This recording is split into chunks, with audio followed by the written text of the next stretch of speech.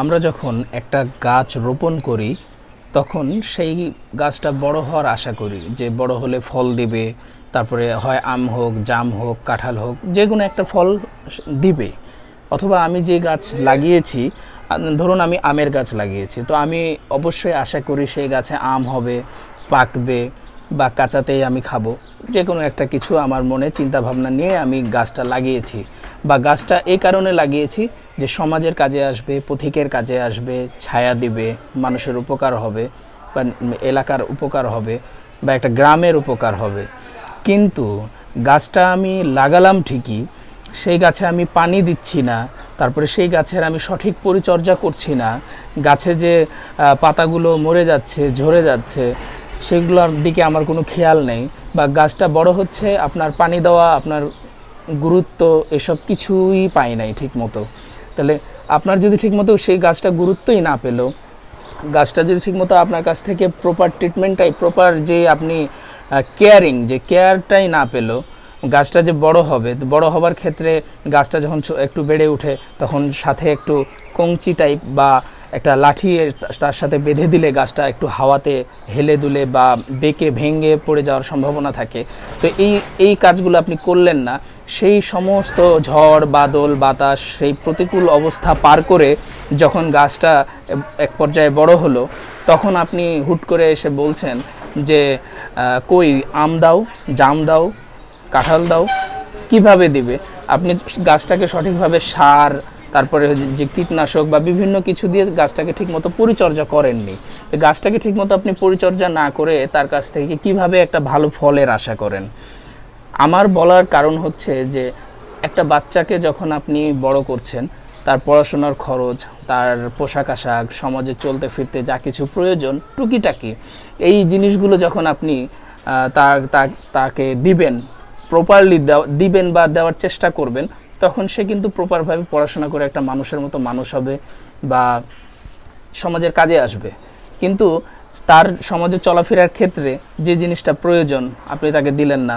ভর্তি হতে form fill up করতে একটা ফর্ম ফিল আপের টাকা প্রয়োজন, সেটা আপনি দিলেন না, কিছুই দিলেন না। এসএসসি পরীক্ষা দিবে, তার একটা প্রাইভেট দরকার, স্যারের কাছে হোক বা বাইরের টিচারের কাছে হোক, যে কোনো একটা টিউশন দরকার, কোচিং সেন্টারে হোক, কিন্তু সেই কিছুই করলেন না। তার মেধার জোরে সে কিভাবে এ পর্যন্ত আসলো সেই একমাত্র জানে, আর আল্লাহ জানে। তো সেই মানুষটার কাছে যখন আপনি হুট করে বলবেন, কই এত পড়াশোনা করলা, বা তোমাকে আমি গাছ লাগাইলাম, তুমি ঠিক মতো আম দিলা না, কাঁঠাল দিলা না, জাম দিলা না, বা এত পড়াশোনা করলা, কি করলা? ডাক্তার হইতে পারলা না, তারপরে হচ্ছে উকিল ব্যারিস্টার হইতে পারলা না, কিছু হইতে পারলা না, তো জীবনে করলাটা কি? কিন্তু আপনি নিজের দিকে যখন আপনি আঙ্গুলটা তার দিকে উঠাবেন, তিনটা আঙ্গুল কিন্তু আপনার দিকেই থাকছে। আপনার নিজে তখন ভাবা উচিত ছিল যে আমি তো তার ঠিকমতো কেয়ারই করিনি, তার যে সময় যেটা প্রয়োজন ছিল সেটা আমি দিইনি। পোশাক পরিচ্ছদ না হোক, তার পড়াশোনার ক্ষেত্রে, তার চলাফেরার ক্ষেত্রে, সমাজে বেঁচে থাকার ক্ষেত্রে, বা তার ক্যারিয়ারটা গড়ার ক্ষেত্রে যে যা যা প্রয়োজন ছিল তা তো আমি প্রপারভাবে তাকে দিইনি। তাহলে আমি কিভাবে তার কাছে একটা ভালো ফলের আশা করি? তো ভালো ফল পেতে হলে অবশ্যই গাছে পানি দিতে হবে, তার সঠিক পরিচর্যা করতে হবে। তারপরে হচ্ছে যখন পাতা ঝরে যাবে, নতুন পাতা আসার জন্য অপেক্ষা করতে হবে। আর আসলে সেই গাছটা কিভাবে সুন্দরভাবে বেড়ে উঠবে, সোজা হয়ে উঠবে না বাঁকা হয়ে উঠবে, সেই ব্যাপারটা আর কি আমাকে খেয়াল রাখতে হবে, আপনাকে খেয়াল রাখতে হবে যে গাছটা ঠিকমতো বেড়ে উঠছে কিনা, গাছে সার লাগবে কিনা, বা কোনো পোকার আক্রমণে নষ্ট হয়ে যাচ্ছে কিনা। পোকা বলতে সমাজে উল্টাপাল্টা বন্ধু থাকে, বা ক্লাসের প্রপার যে ক্লাসগুলো হয়, অনেক সময় হয় স্যারেদের কাছে না পড়লে স্যারেরা ঠিকমতো সাজেশন দেয় না, অনেক ব্যাপার থাকে। আবার সব বন্ধুরা স্যারের কাছে পড়ে, সবাই সাজেশন পেয়ে যায়, কিন্তু সেই স্যারের কাছে টাকা না থাকার কারণে বা বিভিন্ন কারণে পড়তে না পারার কারণে সে সাজেশনগুলো আর পায় না।